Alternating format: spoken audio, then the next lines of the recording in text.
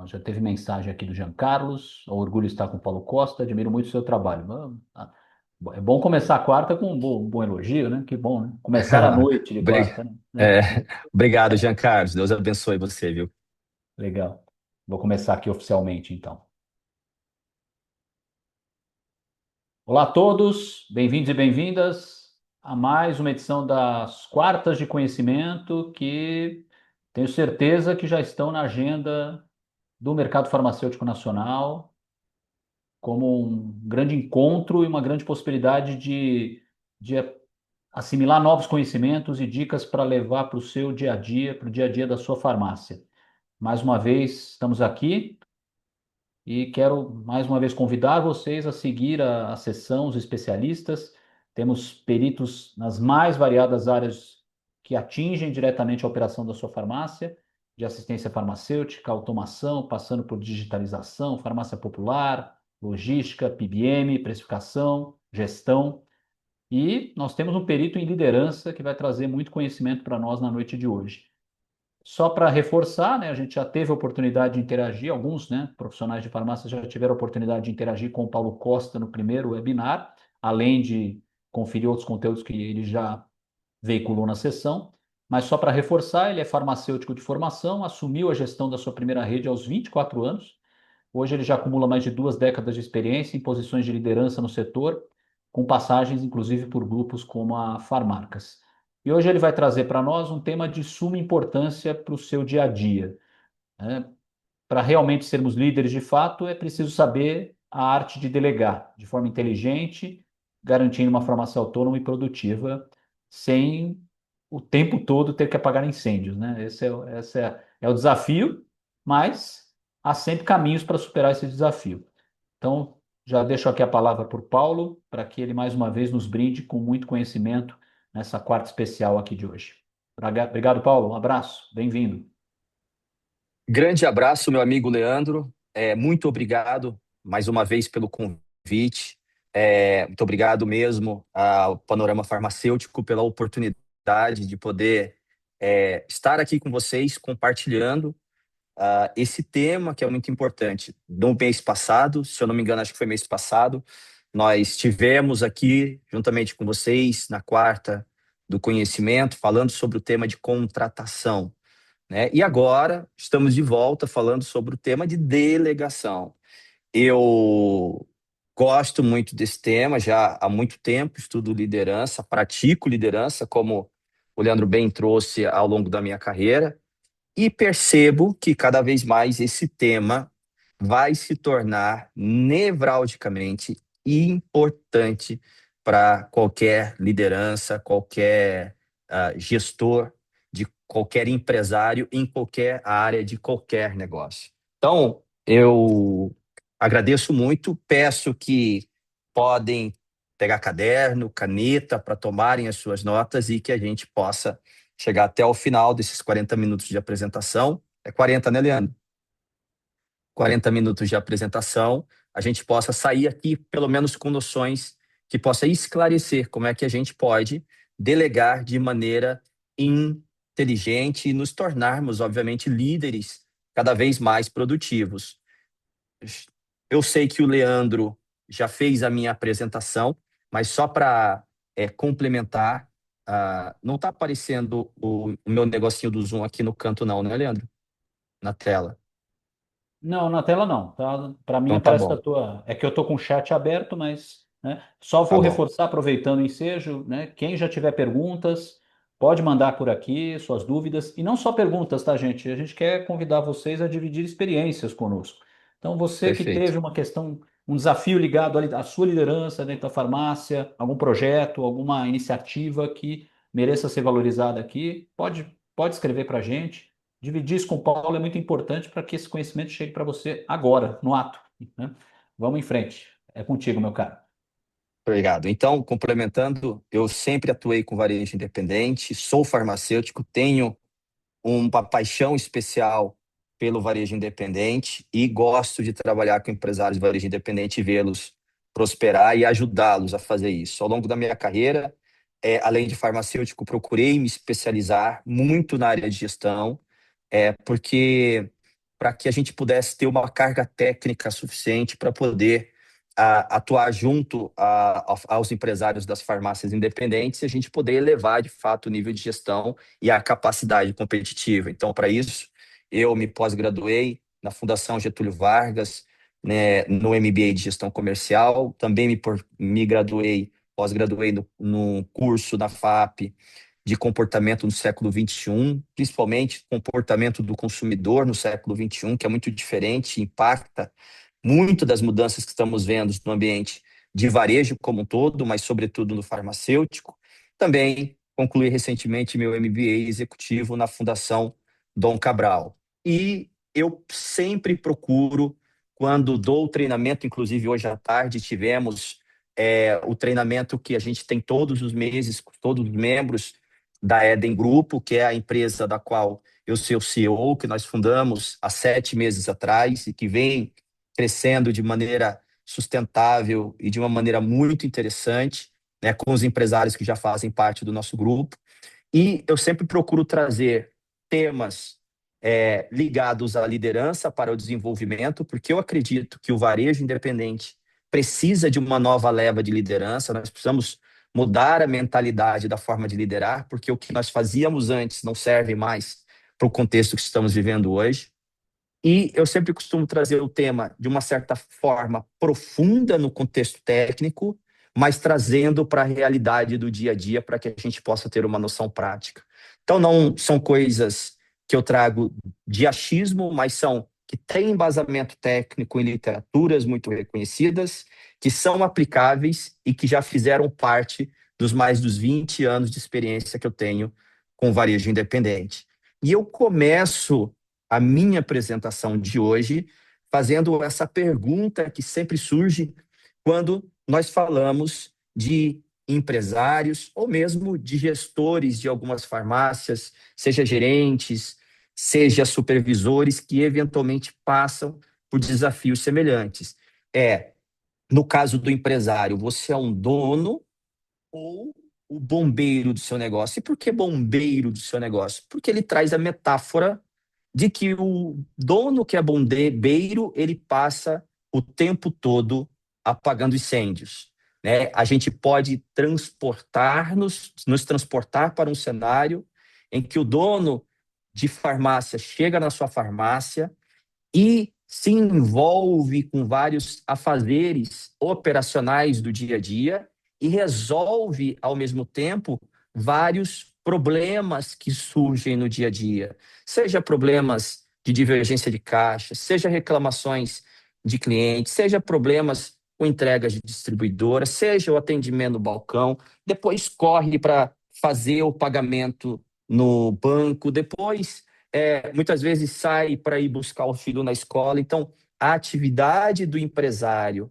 independente de pequena farmácia é caracterizada pelo que nós chamamos de uma atividade multitarefa, porque todo o contexto da operação depende e é centralizado nele.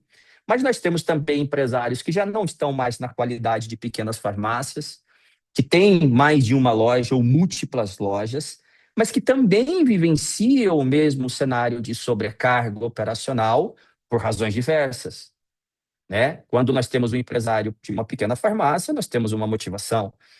Quando temos de mais unidade de farmácias, a motivação muda, mas o fato é que o problema é o mesmo. No final, o sintoma que se expressa é uma sensação crônica de falta de tempo, é uma rotina 100% reativa, ou seja, o empresário age para resolver, solucionar problemas de maneira muitas vezes intempestiva, reagindo o tempo todo a vários problemas simultâneos que lhe caem no colo.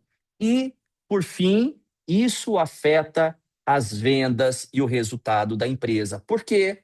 Porque o empresário ou ele é a alavanca de crescimento, porque ele é o líder máximo da farmácia, ou ele vai ser o gargalo desse crescimento.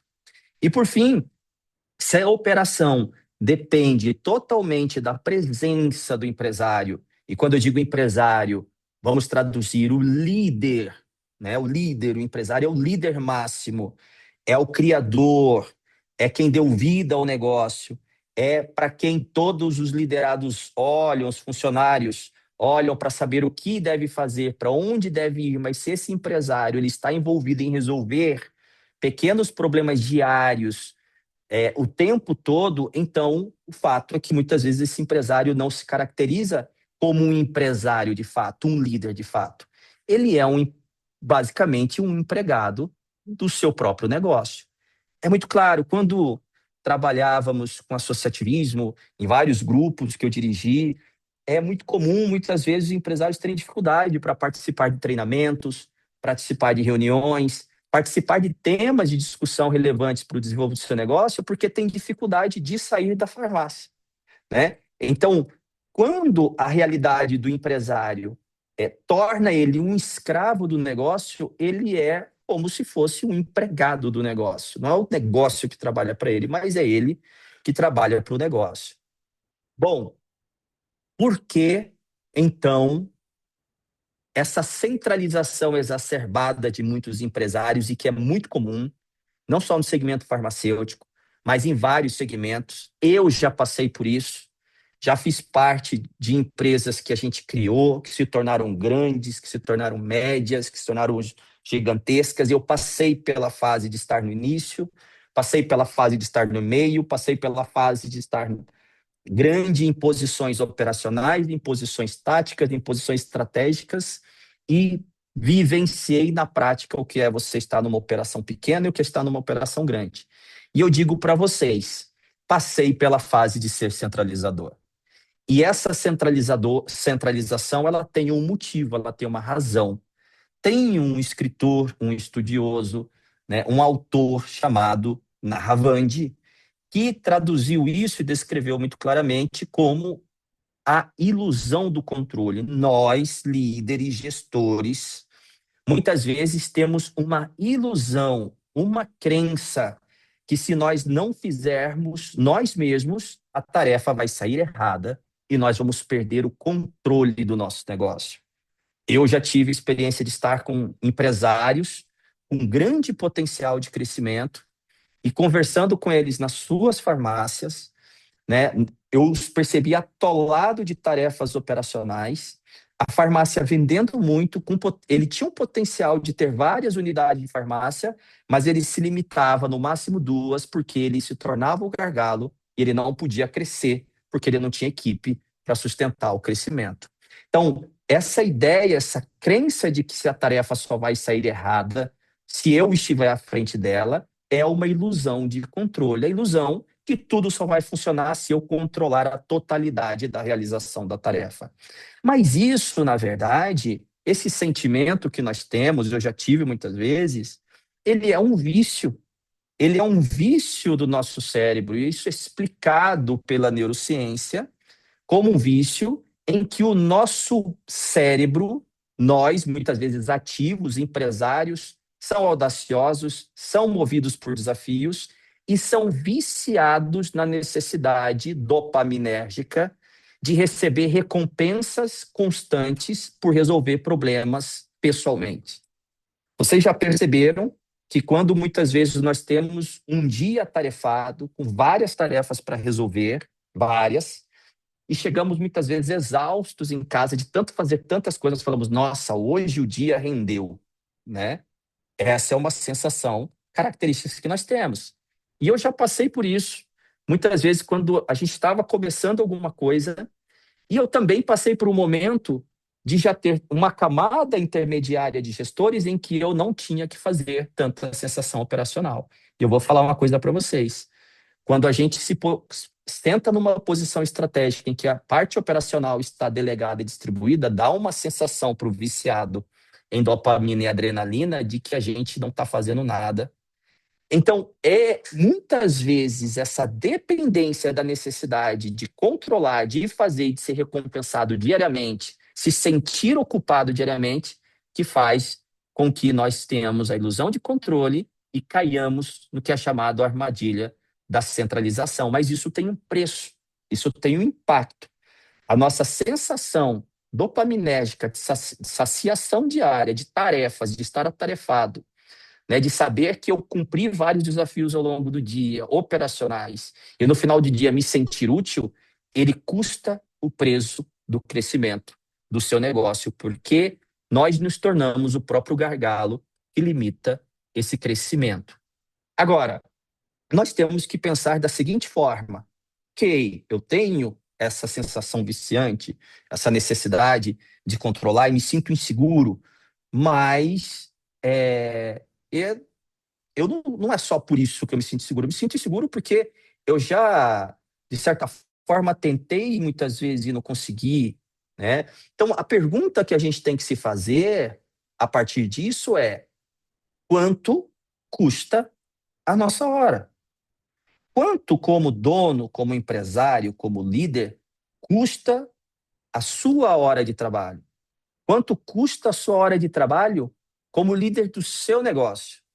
Tem um modelo chamado Skills de Mumford, né? Esse modelo Skills quer dizer habilidades em inglês. Ele diz que todo gestor, todo líder, todo empresário, vamos pegar a ideia de que nós começamos com uma farmácia pequena. Essa farmácia vai prosperando, como eu já vi vários acontecerem. A gente abre a segunda, abre a terceira, abre a quarta. Começamos a sentir, temos ali um certo nível de centralização em nós, como líderes, como donos das tarefas operacionais, até que nos sentimos sufocados, sem tempo e perdendo o controle da situação. Quando isso acontece, nós começamos a organizar camadas intermediárias de gerentes, de coordenadores e aí por diante, e nós começamos a perceber o seguinte: na medida em que nós temos a necessidade de crescer com o nosso negócio, o dono, o líder, tem que desenvolver novas habilidades. Vou explicar para vocês. No começo, quando nós estamos no balcão, quando estamos lá fazendo cotação de losartana, quando estamos verificando ou cuidando, quando cuidamos do estoque, porque na maioria das vezes não cuidamos, né? Essas atividades, elas exigem de nós habilidades técnicas, habilidades operacionais. Quando nós começamos a contratar pessoas debaixo da nossa estrutura para exercer atividades operacionais ou atividades de gestão de outras pessoas da equipe, nós passamos nós passamos a ter pessoas respondendo para nós. E além das habilidades técnicas que nós já carregamos, nós passamos a ter que ter habilidades humanas. Que são habilidades humanas? Habilidade de gerir pessoas, de construir cultura e de formar lideranças que vão executar o trabalho como nós queremos, como nós faríamos ou como nós fazíamos, mas não mais nós, né? A partir do momento em que nós começamos a formar pessoas, criar culturas, formar novas lideranças, o trabalho operacional começa a sair totalmente da nossa mão. E aí vem uma terceira etapa de desenvolvimento. Nós temos que passar a desenvolver habilidades conhecidas como habilidades conceituais. Ou seja, são capacidades de analisar dados, de analisar estratégias, de tomar decisões que se manifestam na nossa capacidade criativa de entender o mercado e para onde ele está indo. É de olhar a oportunidade de para onde nós vamos expandir o negócio, se é através de abertura de lojas físicas, se é melhorando a loja física que a gente tem, se é entrar em novos canais digitais, ou seja, de construir uma visão de futuro para o negócio. E essas habilidades conceituais são imaginativas, gasta energia mental, não braçal. E esse é o problema, porque quando estamos presos aqui no trabalho operacional, o trabalho operacional exige de nós habilidades técnicas, que muitos de nós temos, muitos de vocês são farmacêuticos, sabem atender no balcão como ninguém, sabem atender o fornecedor como ninguém, mas essas atividades não permitem que você faça isso. Para que a gente possa crescer, nós precisamos desenvolver essas habilidades. Então, a cada fase em que a gente vai desenvolvendo, a farmácia vai crescendo, nós vamos tendo a necessidade de desenvolver novas habilidades. O empresário tem que passar por todas essas etapas. Se você está preso aqui e diz: Paulo, eu não gosto de lidar com pessoas, não sei desenvolver minha equipe, você precisa muito desenvolver as habilidades humanas, ainda mais nos dias de hoje. E eu não tenho tempo para analisar margem, para pensar no futuro, porque eu estou preso aqui. nós temos que, então, desenvolver uma forma de liberar tempo para você estar aqui. Porque é aqui onde a sua hora como líder vai te gerar mais resultado e vai te fazer crescer, de fato, no futuro. Mas é muito comum nós vermos empresários, líderes de farmácia, seja com uma loja ou até com mais lojas, presos aqui, que não conseguem avançar para se desenvolver nas outras habilidades que são necessárias aos empreendedores. E o preço que se paga, como eu já falei, é que o faturamento ele cresce pela velocidade com que você desenvolve essas novas lideranças. Então você tem que desenvolver a si mesmo nessas habilidades novas e desenvolver a sua equipe. Para fins básicos, isso aqui é entendido da seguinte forma: cargos operacionais, por exemplo, venda, estoquista, financeiro, operacional mesmo, tipo assistente, analista, todos esses exigem habilidades técnicas. Elas não são demandadas delas habilidades humanas, não são habilidades conceituais. E quando a gente vai contratar, isso tem que estar mapeado, isso temos que estar sabendo quem estamos contratando para cada tipo de atividade. Quando nós começamos a demandar de cargos de coordenação ou cargos de gerência, seja de vendas ou de qualquer outro tipo, seja gerente financeiro, seja coordenador ou gerente de gestão de pessoas, de gente de gestão e assim sucessivamente, esses colaboradores, cujas habilidades são habilidades de gestão, onde eles vão liderar outras equipes operacionais embaixo dela, eles têm que ter habilidades humanas, tá? Paulo, mas ele não pode ser. Vamos supor que eu tenho um excelente vendedor aqui com habilidade técnica, o cara arrebenta. E eu vou promover ele a gerente. Mas ele é um excelente vendedor, mas ele não tem habilidades humanas. Ele vai destruir a equipe operacional. Ele vai destruir. Paulo, mas eu tenho um excelente vendedor e ele tem excelentes habilidades humanas. Ele vai ser um cara incrível como gerente. Porque ele vai saber lidar com as pessoas, conduzir a equipe para um resultado coletivo da farmácia, ao mesmo tempo em que ele é uma referência e que ele tem autoridade no que fala, porque ele já tem um histórico de um bom vendedor. Então, esse é o melhor perfil. Agora, eu não tenho um bom vendedor que sabe desenvolver pessoas e não consigo contratar um. Então, tem alguém que sabe lidar com pessoas e que não necessariamente seja bom tecnicamente, mas tenha boas pessoas tecnicamente que vão ser lideradas por uma pessoa que sabe lidar com pessoas. E por último, na medida em que a empresa cresce e eu passo a ter, por exemplo, diretores. Paulo, cresceu, a minha farmácia eu tenho um grupo hoje de 50 farmácias, eu tenho um diretor de tal, eu tenho um diretor de tal, um diretor de tal. Esse diretor tem X gerentes respondendo para ele, tem X coordenadores e X assistentes. Quais habilidades que esses diretores têm que ter? Tem que ter mais habilidades conceituais e humanas do que técnicas. Então, veja, na minha carreira, quando eu comecei nas atividades operacionais, eu tinha habilidade técnica e me virava com todas as outras, porque a gente faz tudo ao mesmo tempo. Na medida que a empresa vai crescendo, eu tive que desenvolver as habilidades humanas, por isso eu fui fazer gestão, por isso eu fui fazer gestão do comportamento, porque eu preciso entender as pessoas, entender os empresários para liderá-los. Mas não é suficientemente só isso. Quando eu passei a ser diretor, eu já não executava mais nada da operação, mas eu precisava ler o mercado, eu precisava entender os dados, o futuro, para onde vai, para conduzir todo o grupo. Precisei desenvolver habilidades conceituais. Por isso eu digo, se o dono de farmácia hoje não gosta de aprender, não gosta de se desenvolver, corre o risco de ou ter que contratar pessoas que de fato façam, ou ele vai ser o grande impeditivo da sua farmácia crescer, porque se não houver o desenvolvimento dessas habilidades, não há como crescer como liderança e não há como delegar corretamente as atividades para o desenvolvimento de outros colaboradores. Mas talvez nós tenhamos empresários aqui que pode dizer assim, Paulo, ok, legal pra caramba. Você citou dois caras aí importantes, um dele até de Harvard, eu nem citei isso, mas vamos supor que você sabe, que você conhece, né? Você diz assim, só que é o seguinte, a minha farmácia é pequena, eu não tenho nem, eu faço tudo, eu atendo o telefone, eu vendo, eu cuido de tudo, e eu não posso contratar ninguém, porque o que ela me dá é o sustento da minha casa e eu não tenho como ficar contratando. Eu tenho lá uma, mais duas pessoas me ajudando, mas não posso contratar várias pessoas e por isso eu tenho que fazer tudo. E eu entendo, né, claramente isso, porque já vi inúmeros empresários nesse tipo de situação. O que tem que fazer numa situação com essa? A primeira coisa que eu quero que vocês entendam, né, é que quando nós pensamos no tempo do empresário, como eu disse lá atrás, nós temos que pensar quanto vale o seu tempo.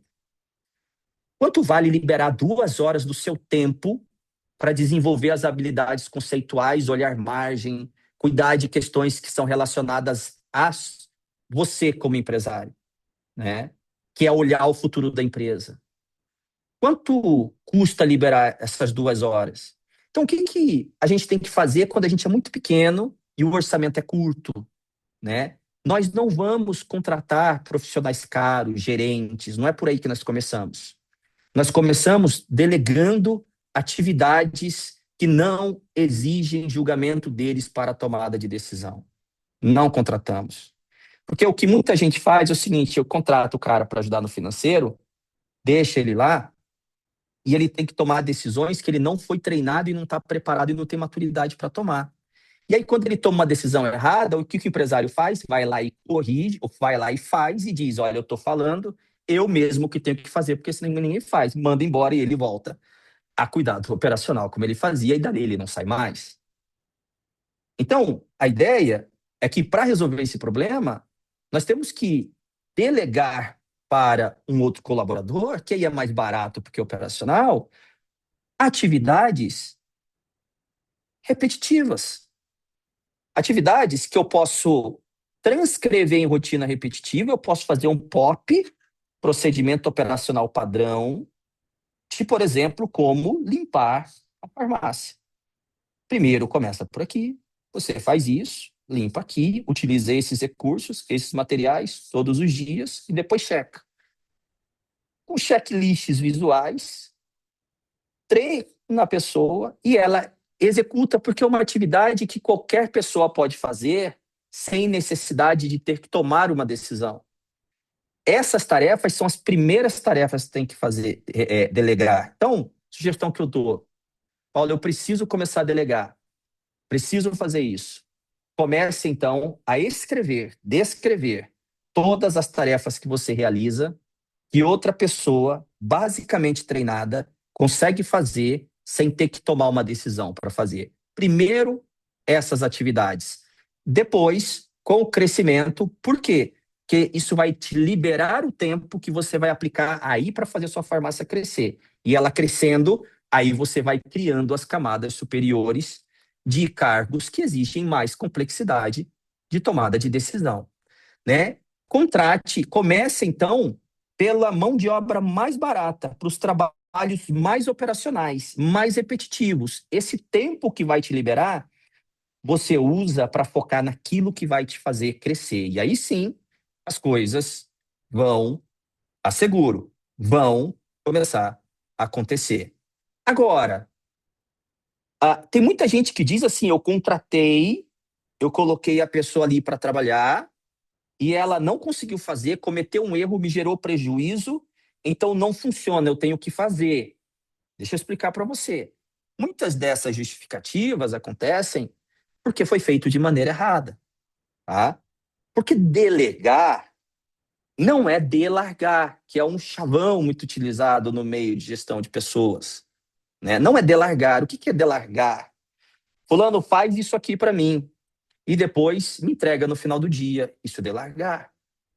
Isso é delargar, né? Eu jogo a responsabilidade sem entender de maneira nenhuma que tipo de estrutura o colaborador tem, se ele tem conhecimento e habilidade para fazer, se já foi passado para ele isso, como ele tem que fazer, e então eu suponho que ele sabe, suponho que ele tem que saber, suponho que ele entendeu.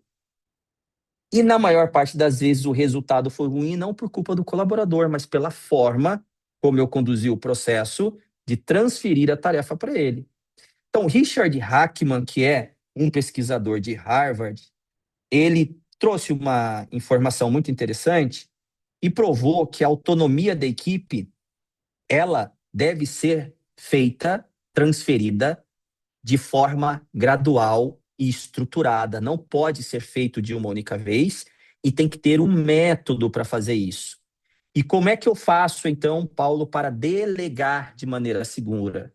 Existem 3 níveis de autonomia. Vamos começar pelo nível 1. Nível 1. Chega um novo colaborador na sua farmácia, um vendedor. Vou usar esse exemplo aqui, que esse exemplo é campeão. Um vendedor fera.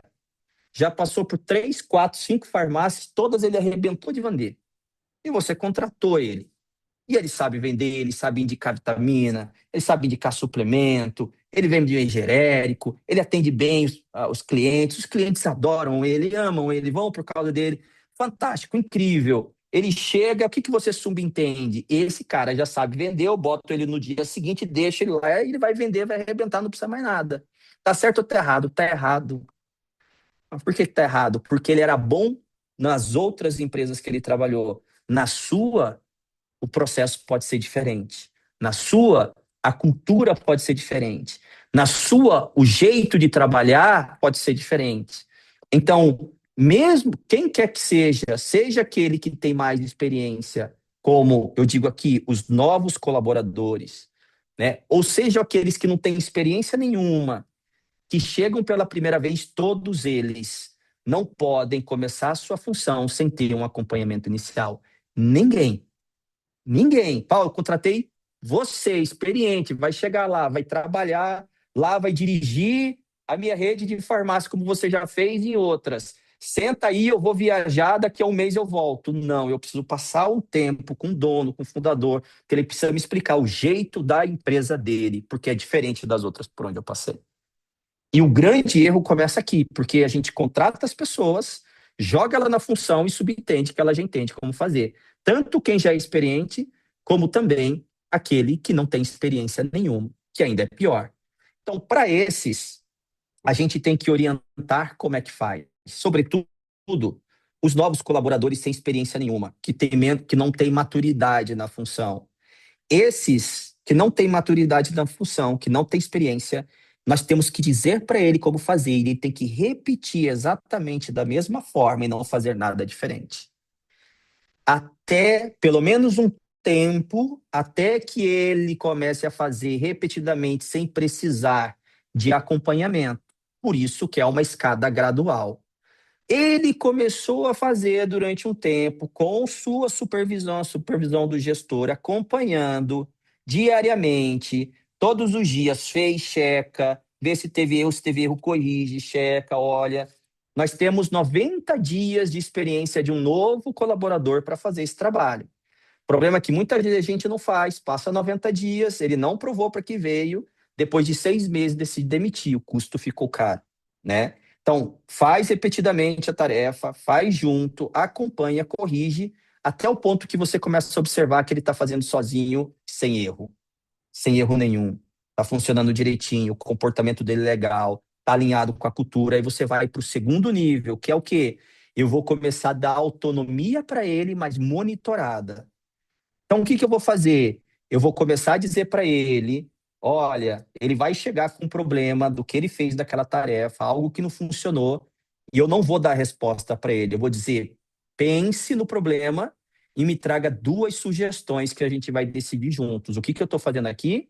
Eu estou começando, eu ensinei ele a fazer. Agora eu vou começar a ensinar ele a pensar como eu faria se eu tivesse no lugar dele. Mas o que é que a gente costuma fazer numa situação dessa? Quando o colaborador chega com um problema e ele está em processo de formação. A gente fala, faz assim que está resolvido. Faz assado que resolve. Sabe o que a gente está fazendo? A gente está criando um colaborador dependente de que a gente dê as soluções para os problemas. É óbvio que talvez as primeiras soluções que ele vai trazer pode não fazer sentido, porque ele ainda não tem o contexto da visão completa que a gente que está muito tempo fazendo tem. Ele não tem a carga de conhecimento em amplitude sistêmica de informações complexas daquele lugar que a gente que está há muito tempo, que criou, que sabe, tem. E a gente tem que entender isso. Então, ele vai trazer a solução e nós vamos ajudá-lo a pensar sobre aquela solução. Aqui na Eden, Quando a gente tem algumas reuniões e alguém dá alguma sugestão, eu sempre pergunto, por que você está sugerindo isso? Que eu quero saber a raiz do raciocínio dele.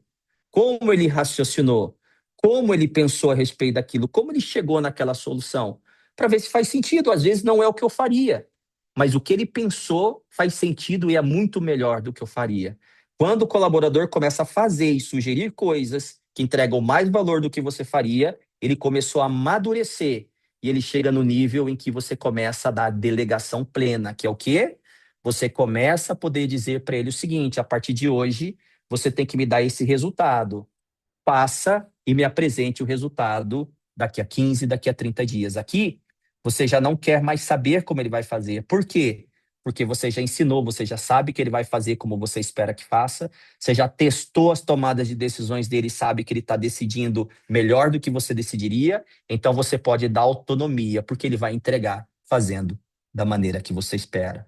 Qual é o problema de tudo isso? A gente geralmente não faz esses passos. Vamos ser realistas, porque eu passei por isso também. A gente não faz, a gente atropela tudo. Contrata, coloca o cara, depois o cara não dá certo, ele tem uma cultura diferente da nossa. A gente não alinha essa cultura no início. O cara fica uma semana, depois vai embora. E depois a gente diz que contratar é difícil e que reter que é difícil, né? Então, quando a gente constrói esse processo, segue esse processo, de maneira consciente, não desesperada, não reativa, ele vai te liberando tempo. E o que você está fazendo aqui? Construindo uma equipe alinhada com você e que vai entregar resultados melhores do que você entregaria. E vai te liberar o tempo para fazer aquilo que só você, como empresário, e mais ninguém pode fazer. Que é o quê?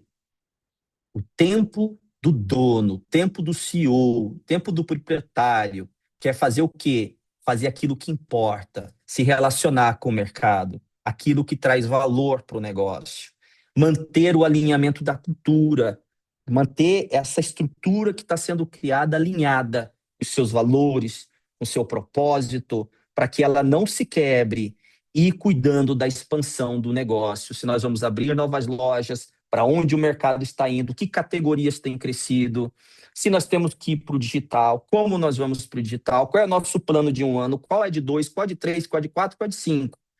Quando a gente chega nesse nível, é o nível em que o negócio começa a escalar.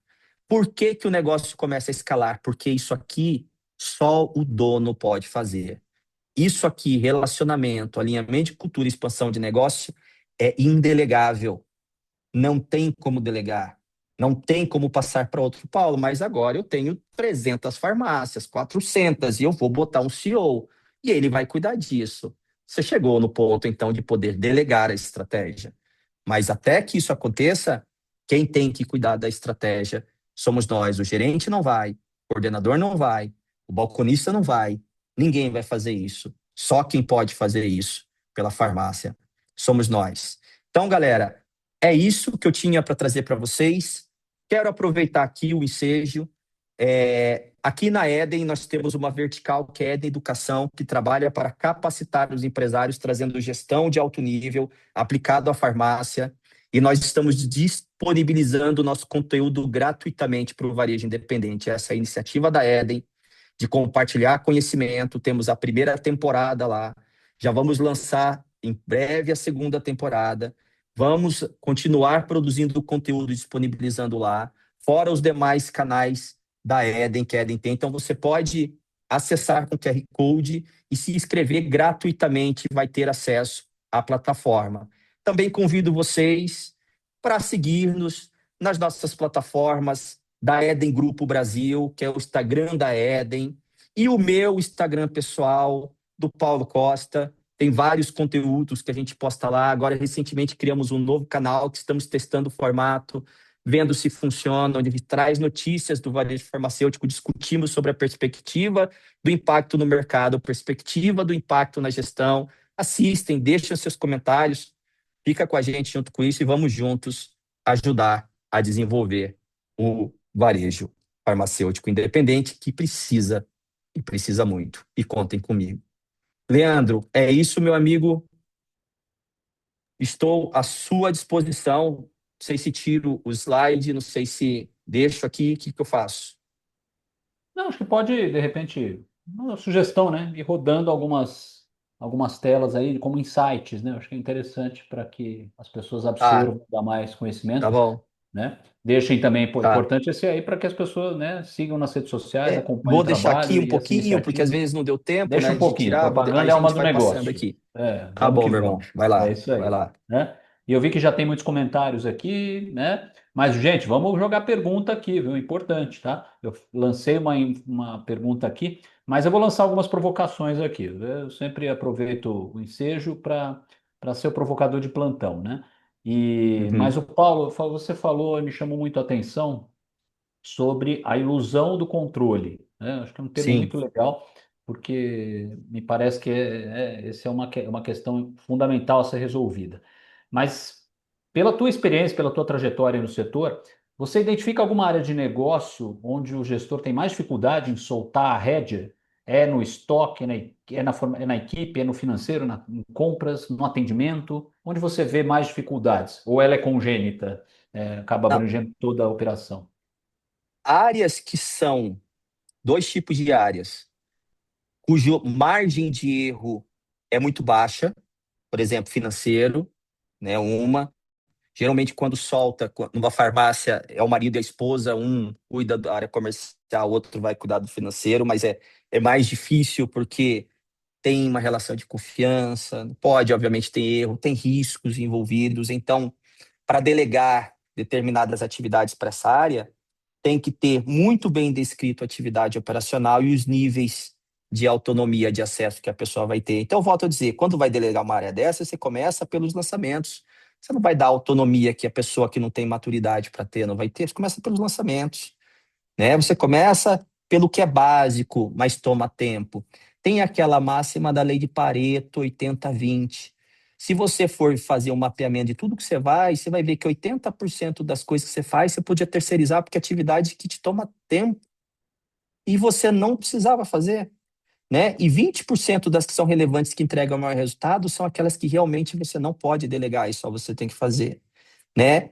Compras é geralmente uma área que é delegada uma certa facilidade, mas muitos empresários têm dificuldade porque não tem os processos mapeados, não tem os parâmetros bem definidos e geralmente não tem o, a conexão de processo entre o compras e o orçamento do financeiro.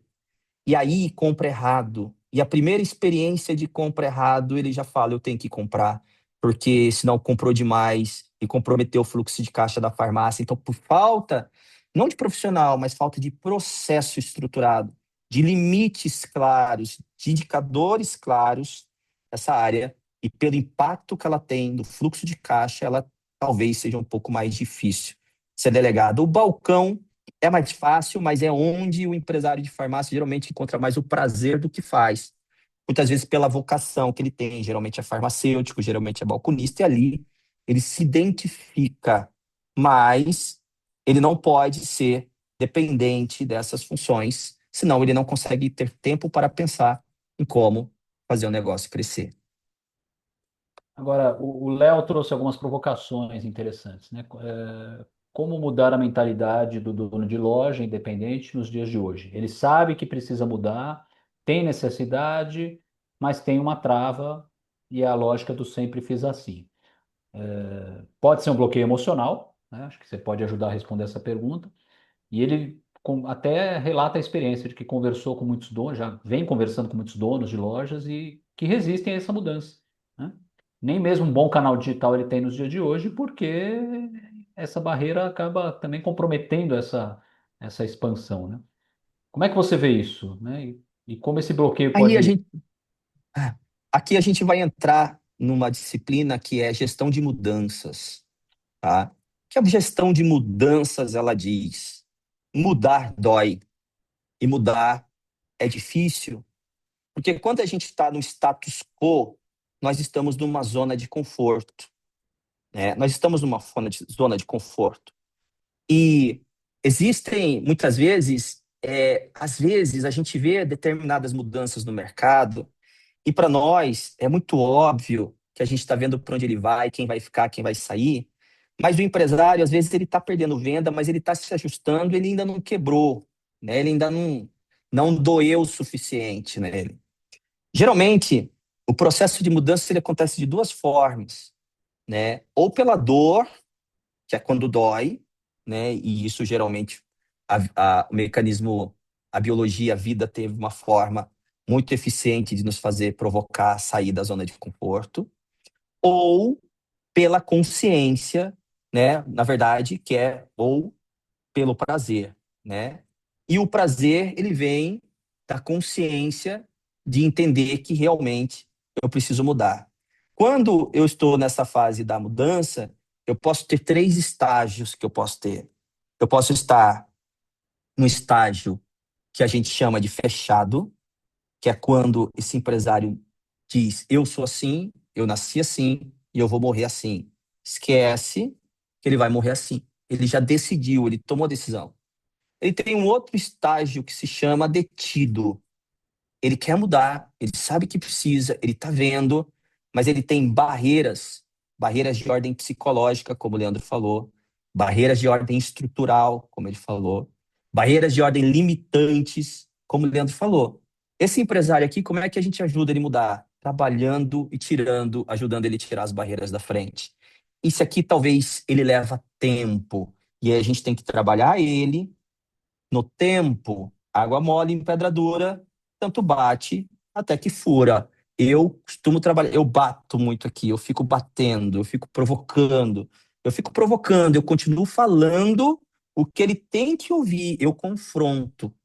Nós temos que confrontar os empresários para o bem dele, porque muitas vezes ele não está fechado, ele está aqui detido, mas ele não consegue enxergar que existe a possibilidade dele mudar, porque vai dar muito trabalho e às vezes ele desanima, ele entra em depressão, ele desanima, ele sabe que precisa, mas ele não consegue. Aqui a gente tem que ajudar ele. E tem o aberto, Leandro. O aberto, meu irmão, é só você chamar que ele vem, entendeu? Então, a gente tem que entender quais são esses três níveis. Independente dos três níveis, respondendo à pergunta, foi o Leandro que fez, né, Leandro? Seu xará? Nós temos que perseverar, Leandro. Nós temos que perseverar anunciando a necessidade de mudança. Vamos para a Bíblia? Vamos usar o termo bíblico que eu gosto muito, partilho muitos ensinamentos de liderança a partir da Bíblia. Quando Jesus começou a pregar o evangelho, ele pregou o evangelho, e ele usa aquela analogia da semente, a que cai no solo produtivo, onde ele cresce, dá 5 por um, 100 por um e assim por diante. Ele cai naquele no meio dos espinhos, que os espinhos sufocam. Ele cai no meio do pedregulho e o outro cai, a semente cai no chão, a ave pega e leva. O que ele está dizendo ali? Tem mensagens que vão prosperar em alguns, não vão prosperar em outros. Nós temos que ter paciência de entender que nós não vamos conseguir ajudar todos, mas nós não podemos parar de pregar a necessidade que eu costumo dizer. O varejo independente precisa se profissionalizar e urgente. O empresário de farmácia tem que se profissionalizar como líder, como gestor. Não é porque é bonito e não é porque é moderno, é porque é necessário, porque a competição aumentou muito, o varejo mudou muito, o consumidor é muito exigente e as margens de erro que a gente tinha, a gente não tem mais. Historicamente tínhamos, agora não temos mais. E essa necessidade é emergente. Precisamos que todos, Leandros, Paulos, quem mais for possível, alerte para essa necessidade. Alguns vão atender ao alerta, vão entrar na arca e nós vamos navegantes do dilúvio. Outros vão morrer no dilúvio porque estão fechados, mas não tem o que fazer. O Léo tocou num ponto importante aqui, mas eu vou chegar depois, tá, Léo? Vou aproveitar o ensejo aqui, que teve troca de comentários aqui, muito bacana. Acho que esse é um espírito bom É aí do legal. Ordinário, Eu não né? estou podendo ver, né, Leandro, mas deve Não, estar mas eu legal. vou, eu tô relatando aqui para você, né? O Nasser, né? Ele destaca aqui o. Acho que você até pode ver como anfitrião, é só colocar no chat, aí você consegue também dar uma olhada. Mas eu vou relatar para você, acho que é mais fácil. O Nasser comentando que o maior desafio de hoje é fazer a equipe seguir os processos estabelecidos, que funcionam muito bem no início, mas se não reciclar com frequência, a tendência é de desconstrução. Por isso é necessário um monitoramento constante e algo que motive a equipe a seguir o processo. Muito bom. E o Vinícius completa, né, dizendo que além de reciclagem, o acompanhamento é indispensável. Procedimento sem acompanhamento cai no esquecimento. O Murilo já chegou também junto com mais um comentário que eu acho que tem link direto com essas observações. E ele diz que hoje enfrenta uma realidade com déficit de mão de obra, tá? Ele Uhum. sabe que deve se adequar à atual realidade, a esse cenário, e ele pede uma sugestão, um conselho seu sobre o que fazer para otimizar esse processo. E aí eu vou entrar com uma provocação, Paulo. É, até que ponto é a equipe? Mas até que ponto o processo é bem refinado, a ponto de garantir que essa equipe esteja devidamente preparada e para que o líder se sinta seguro mesmo em delegar de fato, acompanhar, mas garantindo uma devida autonomia para esse profissional. Tá. Quem que fez a pergunta da escassez de mão de obra? O Murilo fez um comentário. O Murilo. Murilo e lançou Murilo. essa pergunta sobre a Tá, sugestão. Murilo Lobo. Um abraço, tá. Murilo. Murilo, Obrigado pela pergunta. Muito obrigado pela pergunta. Antes de mais nada, eu quero te dizer o seguinte: o varejo como um todo vive um fenômeno chamado apagão de mão de obra. Esse apagão de mão de obra, ele não vou entrar em detalhes aqui, porque a gente precisaria de mais outros 40 minutos para explicar todas as nuances socioculturais, econômicas, tecnológicas que afetam direta ou indiretamente essa falta de demanda de mão de obra para o varejo como um todo. Isso é um ponto importante. Segundo ponto que a gente precisa levar em consideração, nós estamos vivendo uma era de pleno emprego, né? E tem muitas empresas hoje, de todos os ramos, de varejo, de tecnologia, de vários tipos. E nós estamos diante de uma classe trabalhadora, principalmente a mão de obra mais jovem, que é diferente, que pensa diferente e que tem motivações de trabalho diferentes, né? Se você disser assim para mim, o que eu preciso fazer para resolver esse problema, eu vou te dizer uma coisa.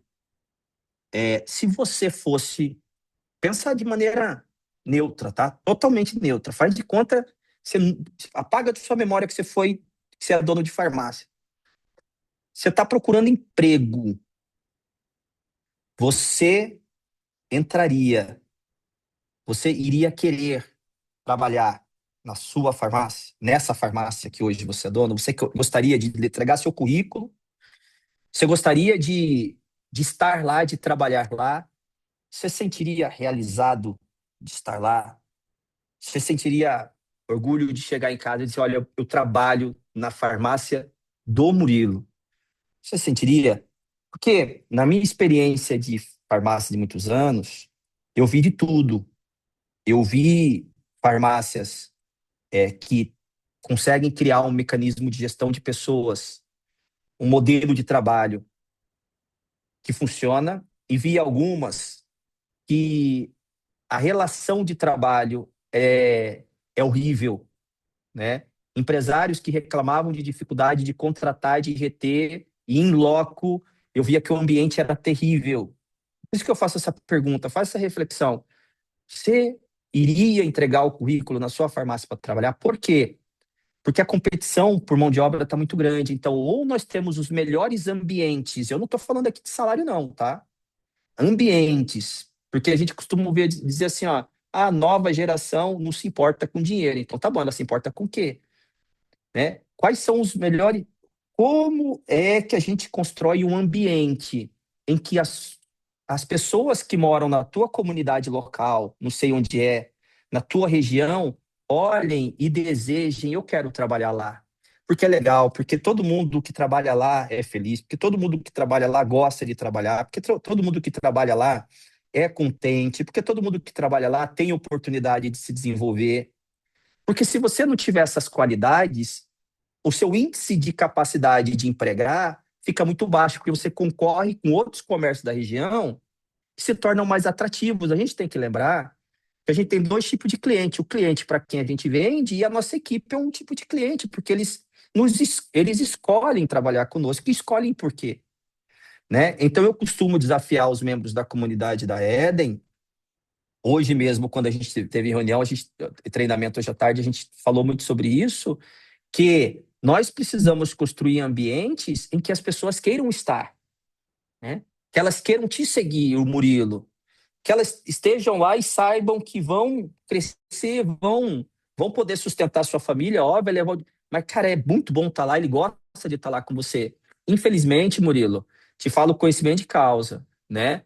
Muitas das farmácias independentes, grandes redes também acontece, certamente, mas muita farmácia independente olha o funcionário como um mero recurso transacional. Eu pago, você recebe, e é isso que é a nossa relação. E as pessoas não, muitas pessoas, pelo menos as mais jovens, não trabalham mais nessa relação do trabalho, e o que já é difícil porque tem muita concorrência, se torna muito mais difícil ainda. Torne sua farmácia um lugar onde as pessoas queiram trabalhar, e você vai ver que os teus concorrentes vão ter dificuldade, porque os funcionários deles vão querer trabalhar com você e não com eles. Com relação à padronização, é, muitas farmácias, via de regra, não tem POPs, né? A gente mesmo, os membros da comunidade da Eden, que a gente atende, que a gente trabalha, temos que fazer todo esse trabalho, começar a estruturar todo o início, procedimento operacional padrão, os processos, o organograma, quem é responsável pelo quê, quais são os limites. Esses dias a gente estava descrevendo o trabalho de alguém que vai começar a trabalhar numa das farmácias, empresários que estão conosco, e eu estava dizendo, nós precisamos descrever da atividade dele o que ele vai fazer, mas principalmente o que ele não vai fazer. Porque às vezes não é claro qual é os limites da atividade dele, até onde ele vai, até onde ele não vai. E essa clareza é muito importante para o colaborador, porque dá segurança para ele. Ele se sente seguro e fica muito claro aquilo que ele faz, o que ele não tem que fazer. Mas esse tipo de trabalho dá tempo e às vezes a gente não faz, depois faz falta, mas precisa ser feito. Esse é o caminho. E eu estou vendo aqui, aí eu vou fazer o papel de provocador aqui hoje.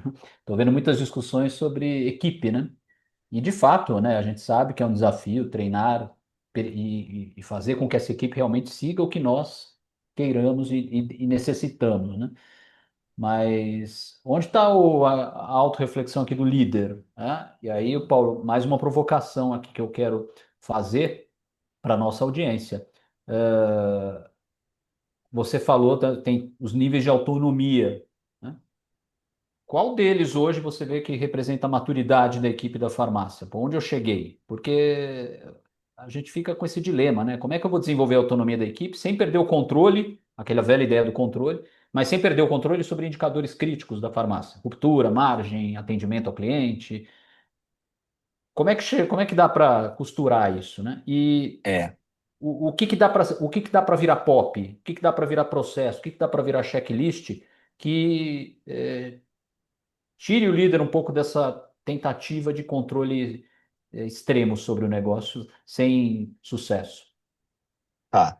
Deixa eu lembrar o que eu mostrei aqui, ó, que Boa. É bom. autonomia, tá me ouvindo? Delargação, bonito. É isso. É. Isso. Autonomia não é delargar. E o que que é construir autonomia? O que que é construir autonomia? Para quem que eu dou autonomia? Vou dizer assim, fulano, você tem autonomia. Você faz e depois você me mostra o resultado. O que que é dar autonomia? Eu não vou fiscalizar como ele vai fazer. Eu não vou microgerenciar. O que que é microgerenciamento? Microgerenciamento é quando eu vou lá e vejo e audito a forma como está sendo feito. O que que é dar autonomia? Eu não controlo como a pessoa faz. Porque, vou dar um exemplo de autonomia, técnico de futebol. Quando o Brasil vai entrar para jogar na Copa, o técnico, ele, a partir do momento que a equipe entra em campo, ela tem total autonomia para jogar. Por quê? Porque ele não vai entrar no campo e dizer para o Neymar como é que ele vai driblar. Vocês entenderam isso? Dentro do campo, o Neymar tem autonomia para usar a criatividade dele, dentro do que? Da estratégia que foi traçada para o jogo.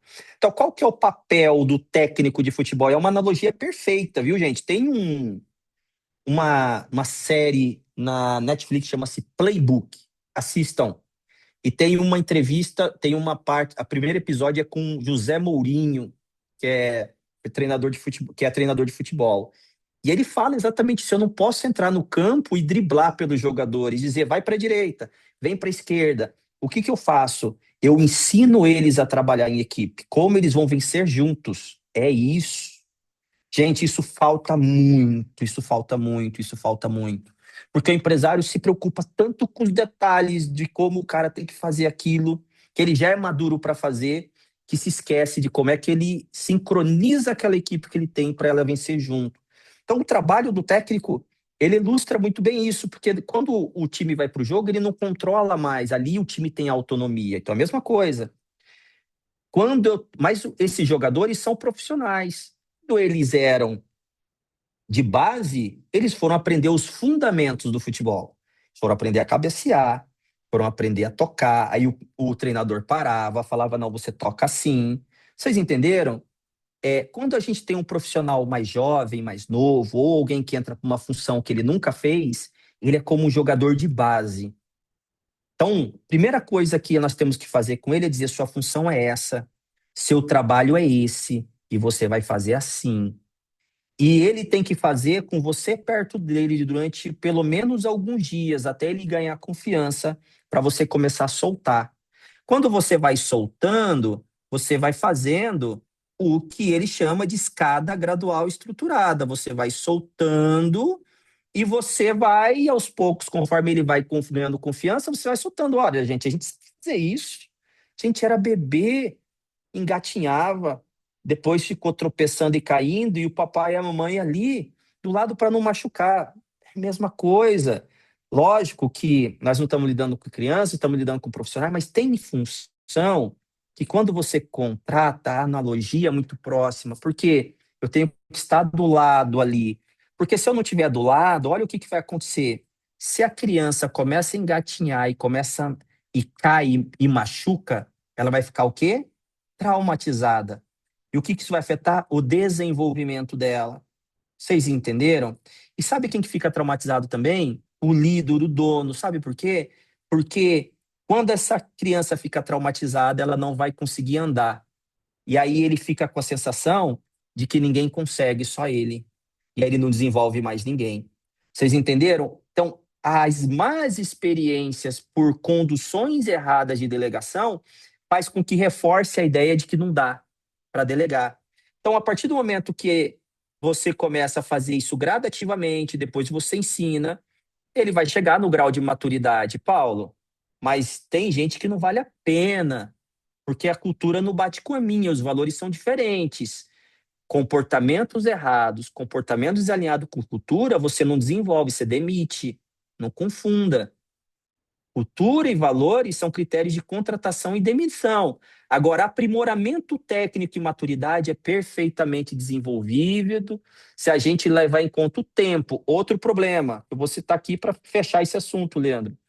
A gente contrata as pessoas que precisam de um tempo de desenvolvimento e não tem, bota pressão nela que ela tem que fazer rápido, porque nós estamos com um problema, precisamos de alguém fazendo na velocidade, no tempo, do jeito que a gente quer, sem que a pessoa tenha as habilidades, o conhecimento esteja preparado com aquilo. Eu boto pressão nisso e eu estrago a experiência profissional do colaborador e reforço a minha sensação de que só funciona se eu faço. Então, gente, tudo é liderança, tudo é gestão de pessoas, tudo é saber lidar com o tempo. Vou dar mais um exemplo. Já vi situações em que as pessoas colocam uma meta para algo complexo para amanhã, quando o tempo de maturidade para construir o que se quer não é suficiente do tempo que foi dado. Aquela equipe não consegue entregar e fica com a sensação de que ela foi incompetente e imatura. Ela não era imatura, ela era madura, mas o dimensionamento do tempo foi mal dimensionado. Então, muita coisa acontece, não é por falha dos colaboradores. Eu sinto em dizer para vocês, e é minha tarefa provocá-los hoje.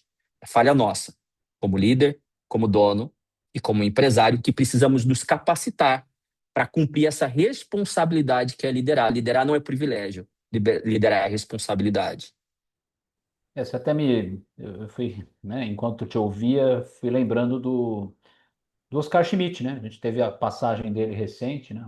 Uma pena, né? Uma grande perda para nós aí, para todo o esporte, para todo o país. Mas ele tinha realmente não era lenda, ele tinha um treinamento baseado em muita repetição e consistência. E ele ficou famoso porque fazia em média pelo menos uns 500 arremessos ao final de cada treino.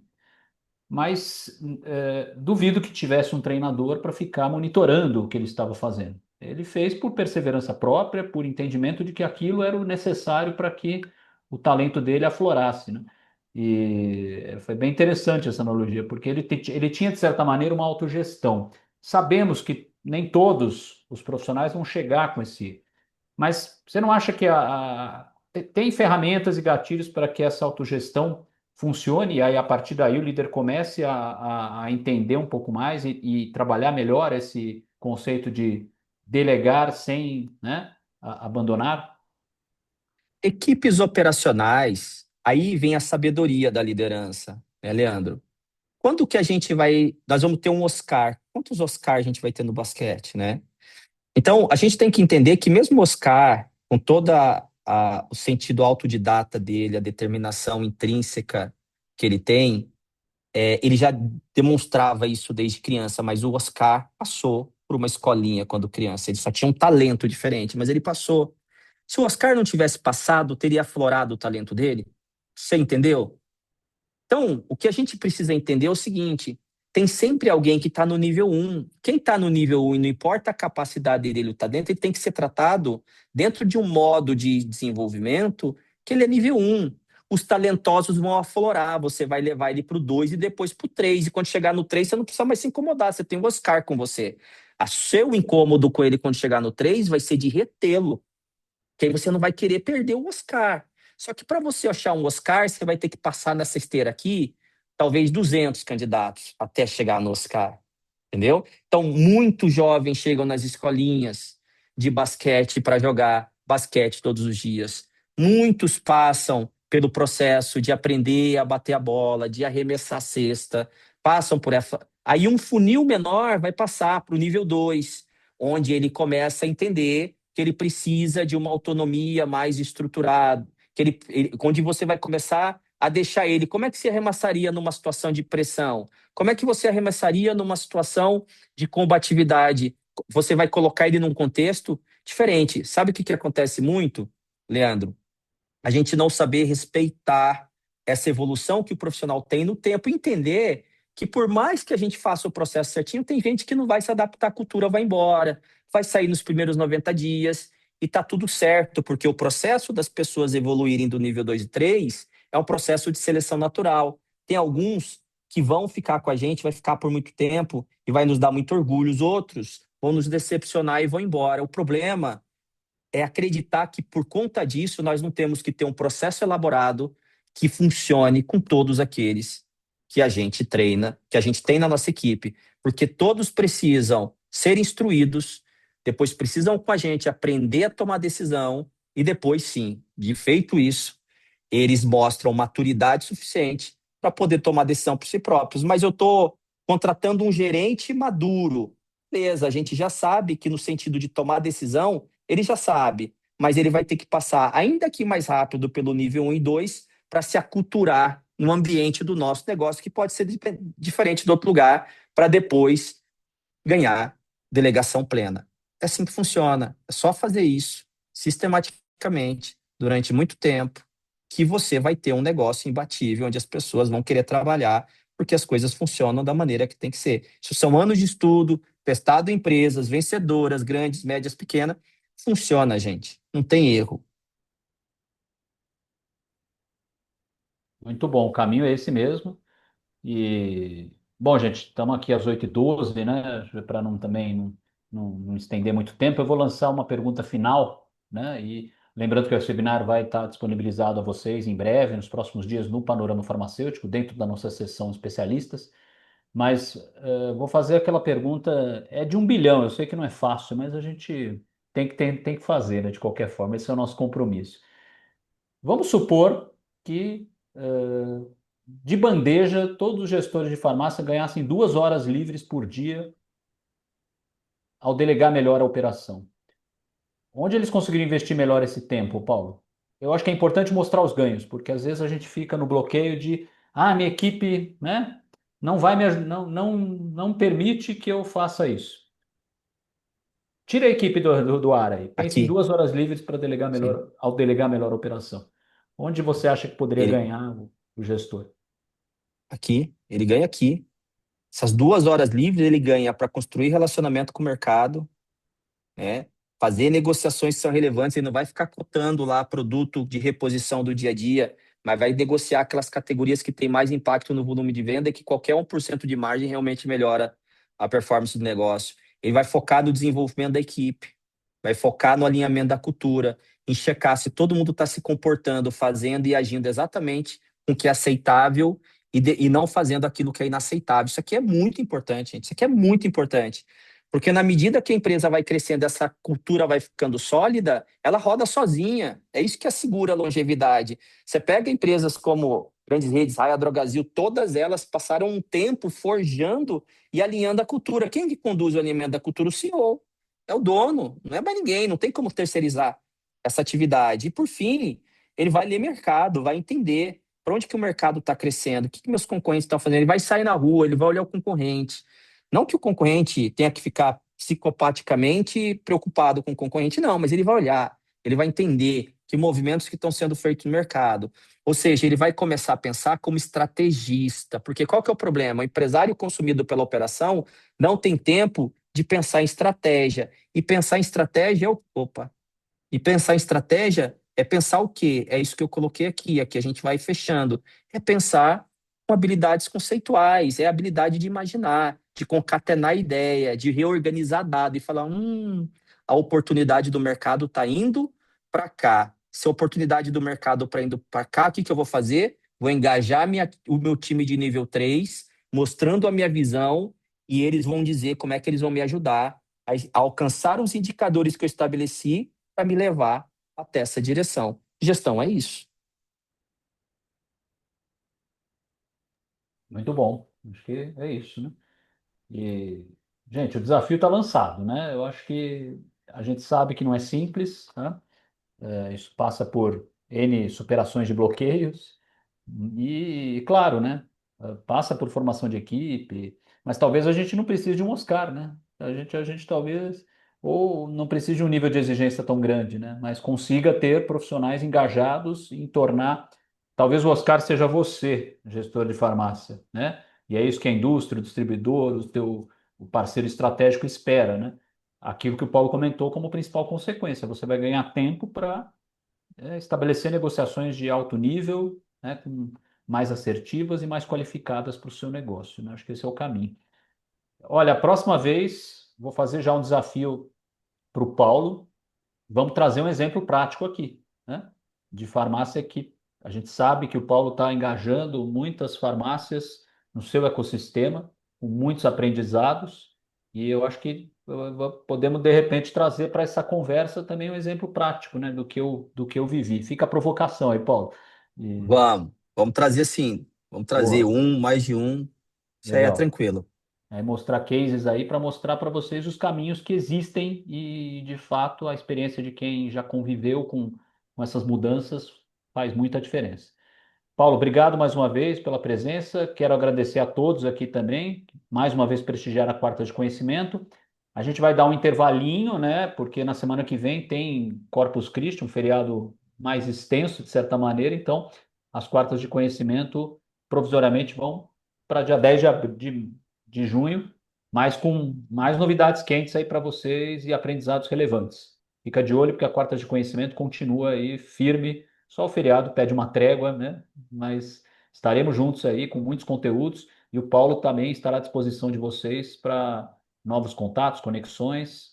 Coloca de novo teu contato aí, Paulo, para a gente, né, para o pessoal seguir a Eden, né? Acho que é interessante O, acompanhar o trabalho de vocês e, como eu o- sempre digo, o webinar é só o início de uma parceria, de uma conexão muito mais ampla que a gente quer estimular no canal Farma, né? na verdade, o que a gente quer fazer é dá para dá para fazer muita coisa, dá para sair do status quo, sabe, Leandro? Dá. E o mais louco é você saber que dá, entendeu?